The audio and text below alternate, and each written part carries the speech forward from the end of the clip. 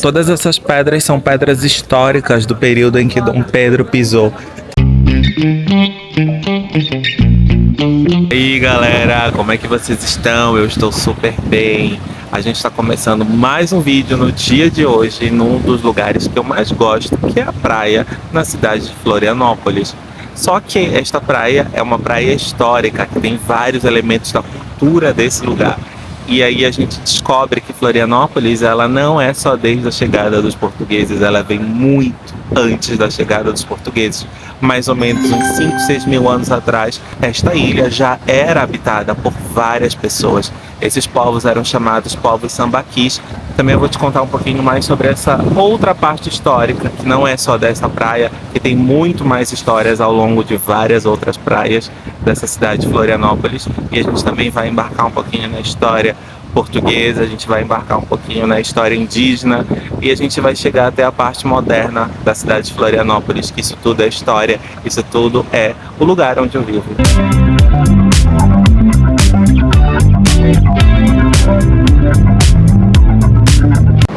E sim, nós estamos na praia. Essa aqui é a Praia do Santinho e aqui a gente começa a desvendar um pouquinho mais da história desse lugar, da história dessa cidade. A gente começa a se aproximar dessa trilhazinha que a gente vai passar por dentro dessas pedras, dentro desse mato. A gente chega lá no lugar que eu quero muito mostrar para vocês, que é uma parte histórica da cidade de Florianópolis.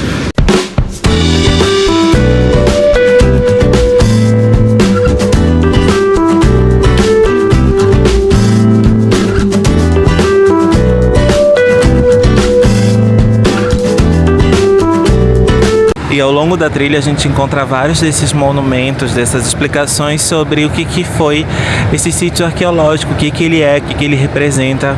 Então ele vai contando várias coisinhas pra gente ver. A gente vai chegar na parte mais importante histórica aqui desse lugar, que é onde tá os vestígios históricos dos povos sambaquis. Esses povos sambaquis que viviam aqui há cerca de 4, 5 mil anos atrás, eles viviam sua vida toda no litoral, então eles caminhavam de praia em praia. Eles eram nômades ou seminômades. Por que seminômades? Porque ou eles voltavam para os seus lugares para dormir e ficavam procurando comida em torno de todas essas praias que tinha. Então mariscos, ostras, restos de animais, tudo isso eles se alimentavam, peixes. Então grande parte deles viviam em toda a área litorânea da nossa cidade. A questão que é muito importante, esses sambaquis, segundo os vestígios, segundo todos os registros históricos, eles não eram um lugar apenas para despejar ossos. Eles eram lugares de rituais, eles eram lugares de sacrifícios, eles eram lugares principalmente de alimentação. Então eles se alimentavam, tanto que parte desses sambaquis eles foram achados não só ossos, como restos de conchas, mas principalmente fogueira, restos de madeira e vários corpos. Esses corpos eles eram pintados de forma diferente, porque os rituais deles são bem complexos da gente entender. O que mais também chamou a atenção da arqueologia é que esses sambaquis eles marcavam territórios, eles diziam a que lugar era, o que pertencia. Então eles faziam também a sua casa em cima desses sambaquis, que eram os locais de abrigo, de segurança para esse povo. E a gente vai passar agora para ver os vestígios e por que eles deixavam esses vestígios históricos na beira do mar, que tem uma explicação.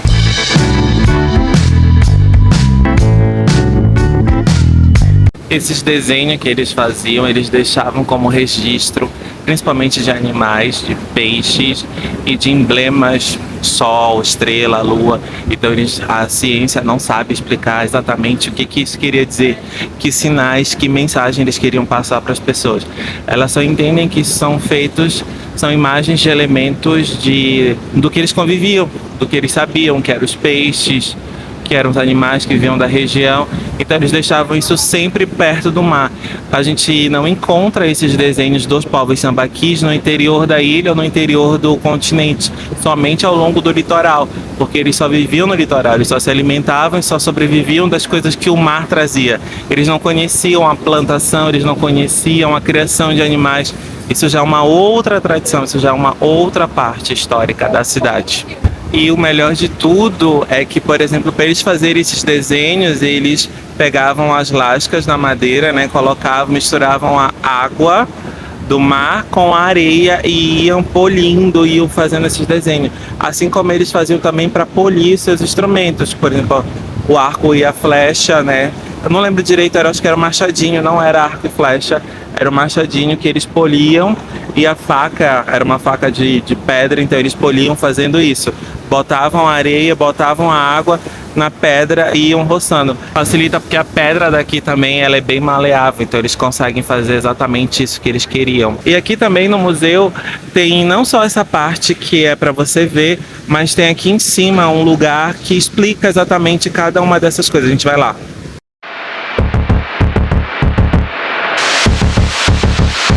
Aqui eles começam a explicar um pouquinho sobre cada funcionamento dessas inscrições rupestres, tá? E por que elas são tão importantes para a história do Brasil, para a história da cidade, por que é desse formato, o que cada uma representa. Então é só você vir, ler e descobrir um pouquinho mais sobre a história. O visual é completamente diferente, né, cara? É muito bonita essa praia. Eu amo, pra mim é uma das praias mais bonitas da cidade. Que a gente tem esse panorama que a gente consegue enxergar o horizonte aqui de cima do morro. E é bom que o morro tá todo com escadinha para que a gente possa subir sem sofrer tanto, porque eu odeio trilha, meu Deus. E aí a gente encontra um dos lugares que eu mais gosto dentro dessa praia, que é esse mirante aqui. Olha só a visão que a gente tem desse lugar.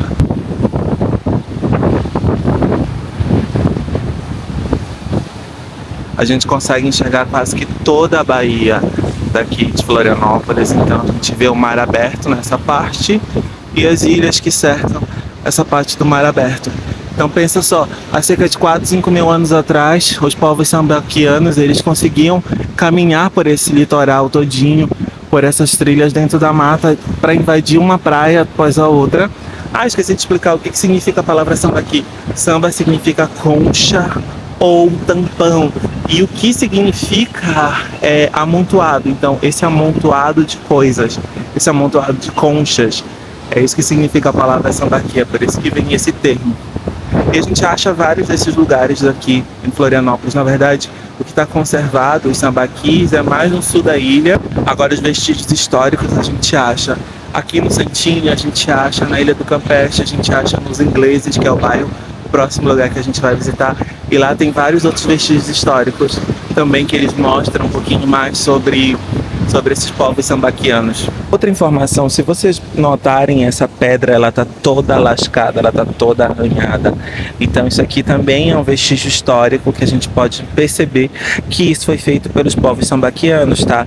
Eles, já expliquei que eles faziam, eles raspavam, afiavam suas lanças, afiavam seus machadinhos, todos aqui nas pedras, com a areia do mar e principalmente com a água do mar, que ajudava nesse processo de afiamento desses materiais. Então olha, tem várias coisas aqui, toda lanhado, riscado. Nesse caminhinho eles fizeram vários bonequinhos com povos, com traçados dos povos sambaquis, ficou bem bacaninha também, ó.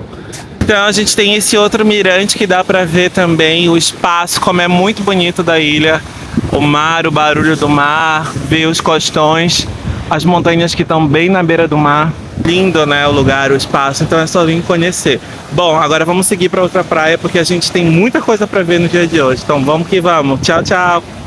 E sim, chegamos à segunda praia, que eu gosto muito. Essa aqui é a Praia dos Ingleses, que é bem calmo, mas eu gosto dela, principalmente ali no Canto dos Pescadores, que é onde a gente vai descobrir um pouquinho mais da história desse lugar. Então vamos pra lá. E aqui a gente tem essas dunas no bairro, que são bem legais, dá pra fazer um monte de atividade, mas eu não vou mostrar ela agora não pra vocês, eu vou mostrar ela lá de cima, num outro lugar, que vocês vão ver que é bem bonito.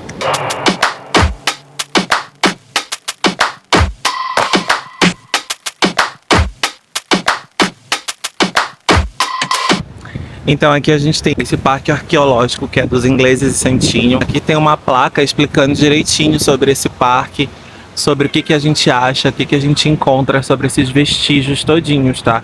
Ele é protegido pelo IPHAN e tem a realização também do Costão do Santinho, que organiza, que protege esse lugar e que desenvolve projetos para que a gente possa vir para conhecer. O guia, que é funcionário do Santinho, ele conta, ele mostra pra gente, ele leva a gente por vários locais aqui para te conhecer um pouquinho da história do bairro. Então vale muito a pena vir aqui.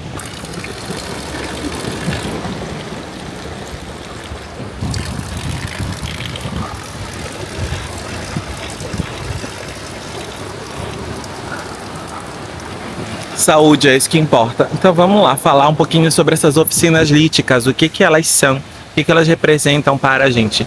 Bom, a gente consegue ver no entorno dessa praia vários espaços no qual os povos de Sambaqui eles usavam.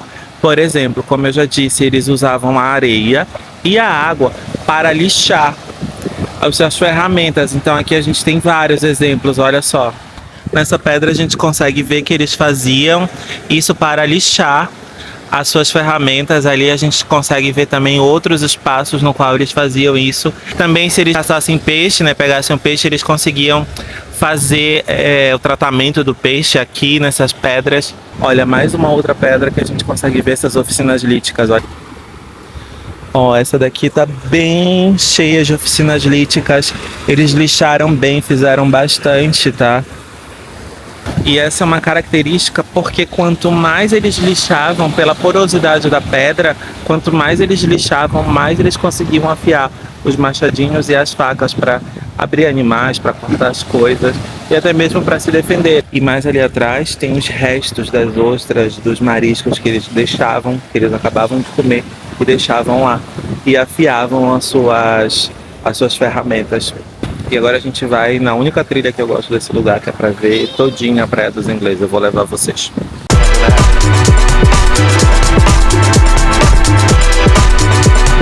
É a única trilha que eu gosto, porque é muito bonito. Fora isso, eu não gosto de nenhuma trilha.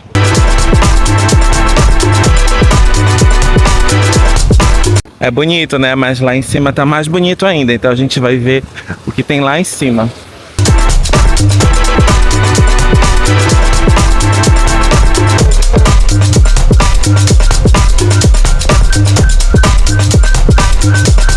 Nossa, tá muito escorregadio. Pera aí, eu vou desligar e já continuo com vocês. Digam se não é lindo essa visão. Ali a gente tem as dunas que eu falei pra vocês que eu ia mostrar. Olha só, esse espaço das dunas protege grande parte desse canto aqui da praia. Então faz com que as construções e os prédios não venham pra cá. E aí a água aqui é muito mais limpa para tomar banho. Tem muito mais peixe também do que lá no centrinho, aonde tem muito prédio, olha só. E aí esses prédios despejam grande parte desse esgoto, já sabem, né? No mar. A gente tem a visão do bairro bem bonito dos ingleses todinho. O bairro é tão grande que ele tem praticamente 3 praias dentro dele. A gente chama esse aqui de Canto dos Pescadores, tem a Praia dos Ingleses e a Praia das Gaivotas. De tão gigante que é. Ele finaliza ali onde está aquelas montanhas e ele vem até aqui onde tem as dunas, o Canto dos Pescadores. Então vocês podem ver que o bairro é gigante. Já sabe, já segue, curte, manda mensagem e vamos expandir cada vez mais esse meu mundo de viagem. Por favor, vamos fazer essa campanha, a gente chegar aos 1000 inscritos e até ultrapassar os 1000 inscritos para que esse canal possa cada vez mais seguir adiante. Então, eu conto com vocês. Diante desse cenário bonito, eu vou contar para vocês uma parte que é muito interessante, que é sobre a chegada dos primeiros indígenas, porque os povos sambaquis eles não eram considerados povos indígenas. E aí tem vários critérios que definem eles como povos não indígenas. Eles eram os primeiros habitantes dessa região e etc. E aí, como foi que esses povos indígenas chegaram à ilha de Santa Catarina? Como foi que eles vieram para dentro do estado? Segundo o que os especialistas contam, é que esses povos migraram há mais ou menos uns 2, 3 mil anos atrás. Eles migraram vindo do Paraguai, vindo do Mato Grosso do Sul. Então eles começaram a vir pelo oeste catarinense, migrando, até chegarem aqui. Então vários povos vinham das colinas, vinham das serras, desciam pelas encostas, faziam suas caças de peixes, pescavam o que tinham, seus caramujos, e passavam uma temporada aqui, levavam isso de volta para as áreas de serra. E depois de algum tempo, grande parte desses povos começou a se fixar mais no litoral catarinense, inclusive próximo à ilha de Santa Catarina. Com isso, outro povo começou a chegar aqui, que é o povo Carijó, que eram os indígenas que habitavam essa região quando os portugueses aqui chegaram. E aí esses povos carijós que viviam aqui, eles tinham a sua vida. Era uma vida diferente da dos povos sambaquis, então a ciência não sabe o que aconteceu. Se houve algum choque cultural, os carijós mataram os povos sambaquis, ou se esses povos foram se mesclando à cultura dos povos carijós, então eles ainda não têm uma definição clara do que aconteceu. Só sabemos que eles desapareceram, e o que ficou foram só os vestígios e ficou a cultura dos povos carijós, que foi o seu primeiro impacto que eles tiveram com os povos que vieram aqui de origem portuguesa, de origem espanhola, que vieram para cá, que começaram a colonizar esse espaço. Então a gente tem essa noção mais um pouquinho do que aconteceu. E os povos carijós, eles tinham uma cultura completamente diferente. Eles já faziam a roça, já se fixavam em algum determinado local, que era o seu território. E mesmo assim eles tinham seus inimigos, e aí eles faziam suas guerras, era diferente. Eles já deixaram vestígios na cerâmica, na pintura, não tinha nada escrito. Ela foi bem apagada, a cultura indígena na ilha, infelizmente, diferente de outras partes do Brasil, por exemplo, no norte, no nordeste, no centro-oeste, a gente tem uma cultura indígena bem presente. Aqui na ilha não, ela já não é tão presente, ela foi bem apagada. A gente só sabe o que aconteceu pelos registros e pelos relatos, que tem as coisas escritas, que teve esse primeiro impacto, esse primeiro contato com os povos portugueses e os povos daqui, né? Tanto que quando Dias Velho vem para cá, ele traz vários indígenas já capturados, vários indígenas domesticados e etc. Então tem todo esse apanhado histórico aqui. Então, vamos para uma outra parte histórica que é muito importante e que mudou o panorama da história da cidade de Nossa Senhora do Desterro.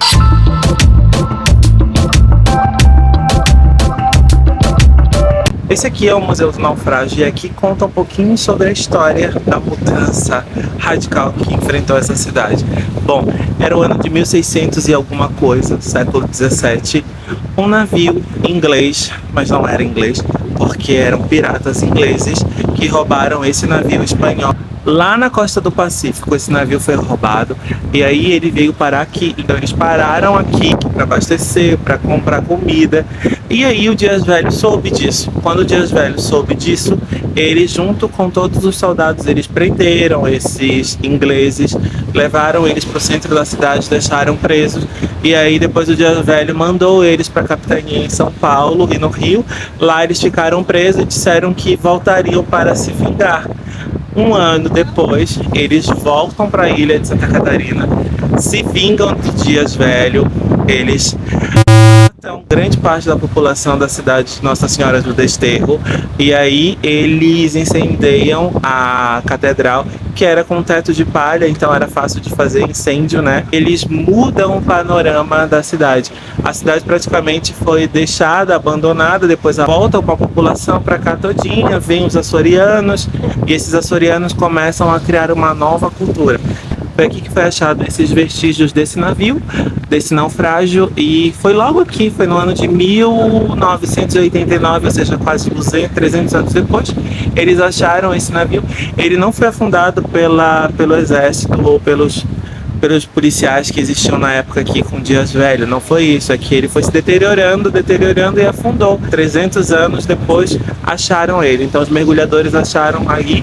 E hoje esse espaço ele é administrado pelo Costão Santinho, que é uma empresa hoteleira, mas pelo IPHAN, né? Então tudo aqui está catalogado pelo IPHAN, todo esse patrimônio histórico.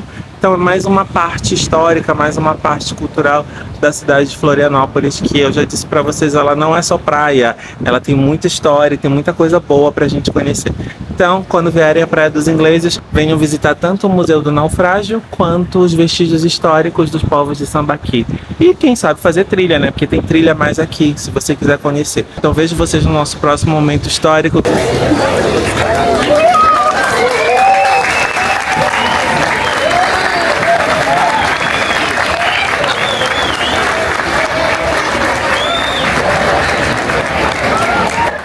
E assim a gente começa o vídeo. A ocupação permanente começou de fato em 1673, quando o bandeirante paulista Francisco Dias Velho estabeleceu-se na ilha com sua família e agregados, fundando o povoado de Nossa Senhora do Desterro, núcleo inicial de Florianópolis. Dias Velho acabou assassinado anos depois por piratas ingleses, mas o povoado resistiu, como eu já falei mais à frente. Na década de 1730, com o acirramento das disputas de fronteira entre as coroas de Portugal e Espanha pelo controle do Rio da Prata, a ilha foi elevada à categoria de capitania, 1738, para garantir a soberania do território. O brigadeiro e engenheiro José da Silva foi enviado para proteger o complexo fortificado da Bahia Norte, estruturado como um triângulo de fogo defensivo, mas isso eu só irei contar mais à frente para vocês. A imigração açoriana ela começa a partir de 1748. Para guarnecer as fortificações e consolidar o domínio português sobre o território cobiçado pelos espanhóis, Portugal autorizou o transporte em massa de famílias provenientes dos arquipélagos de Açores e da Madeira, locais que passavam por crises de superpopulação e escassez de terras. Os primeiros casais desembarcaram na ilha em janeiro de 1748. Eles foram distribuídos em pequenas colônias agrícolas e pesqueiras ao longo da costa interna da ilha, como o Santo Antônio de Lisboa e o Ribeirão da ilha.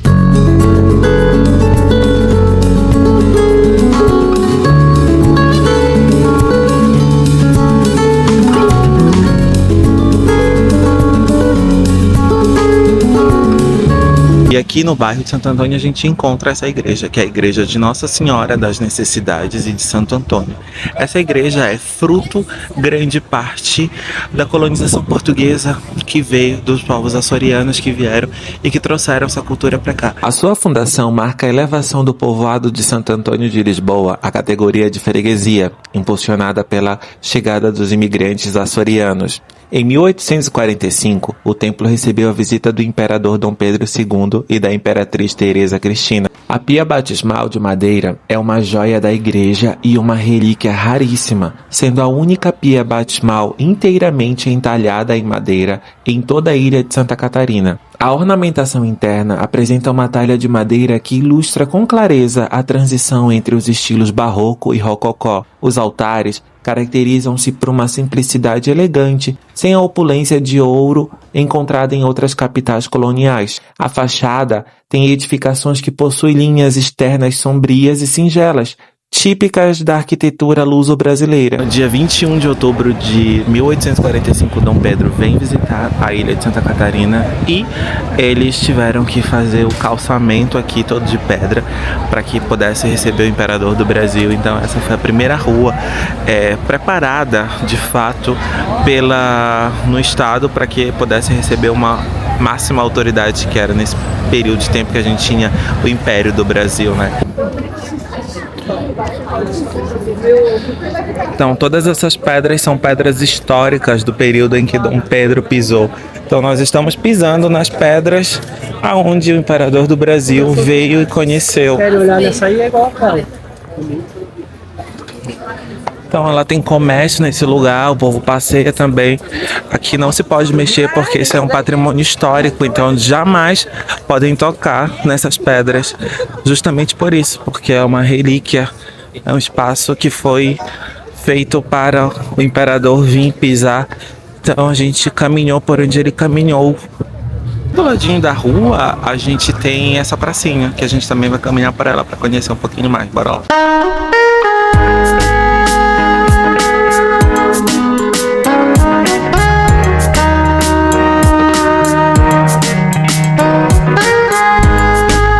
Então esses lugares são lugares de venda, esses lugares são lugares agora para as pessoas virem para caminhar.